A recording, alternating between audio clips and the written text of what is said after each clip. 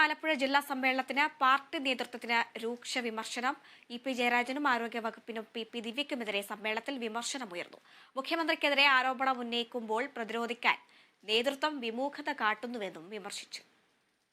മുഖ്യമന്ത്രിയെയും സർക്കാരിനെയും പുകഴ്ത്തിയും ഇ.പി. ജയരാജനെ രൂക്ഷമായി വിമർശിച്ചുമായിരുന്നു CPIM ആലപ്പുഴ ജില്ലാ സമ്മേളനത്തിലെ പ്രതിനിധി ചർച്ച.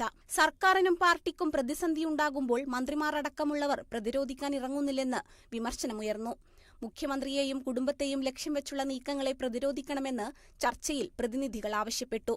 മുഖ്യമന്ത്രിയെയും സജി ചെറിയാനെയും വാനോളം പുകഴ്ത്തിയപ്പോൾ CPIM കേന്ദ്ര കമ്മിറ്റി അംഗം ഇ.പി. ജയരാജന് നേരെ രൂക്ഷ വിമർശനമുയർന്നു. BJP നേതാവ് പ്രകാശ് ജാവദേക്കർക്ക് ചായ സൽക്കാരം നടത്തിയ കേന്ദ്ര കമ്മിറ്റി അംഗത്തിനെതിരെ എന്തുകൊണ്ട് നടപടിയെടുത്തില്ലെന്ന് പ്രതിനിധി സമ്മേളനത്തിൽ ചോദ്യമുയർന്നു. വോട്ടെടുപ്പ് ദിവസം ഇ.പി. വാർത്താസമ്മേളനം വിളിച്ചത് ശരിയായില്ലെന്നും വിമർശിച്ചു. തിരുവനന്തപുരം വഞ്ചിയൂരിൽ റോഡിൽ സ്റ്റേജ് കെട്ടിയതിൽ വിജയരാഘവന്റെ വിവാദ പ്രസ്താവനയ്ക്കെതിരെയും പാർട്ടി നടപടിയെടുത്തില്ല. പാർട്ടിയിലെ ചില നേതാക്കൾക്ക് പ്രതിച്ഛായാഭയമുണ്ടെന്നും ആരോപണമുയർന്നു. കണ്ണൂരിലെ മുൻ പഞ്ചായത്ത് പ്രസിഡന്റ് പി ദിവ്യയ്ക്കെതിരെയും രൂക്ഷ വിമർശനമുണ്ടായി. ആലപ്പുഴയിലെ വോട്ട് ചോർച്ച തിരിച്ചറിയാൻ സാധിച്ചില്ലെന്നും വോട്ട് ചോർച്ചയ്ക്ക് സംഘടനാപരമായ ദൗർബല്യവും ജാഗ്രതക്കുറവും കാരണമായെന്നും വിലയിരുത്തി.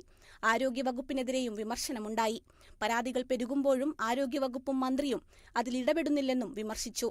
പോലീസിന്റെയും ചില ഉദ്യോഗസ്ഥരുടെയും നടപടികളും സർക്കാരിന് പേരുദോഷമുണ്ടാക്കി.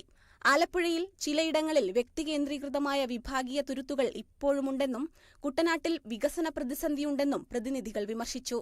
Kerala vision news, Alappuzha.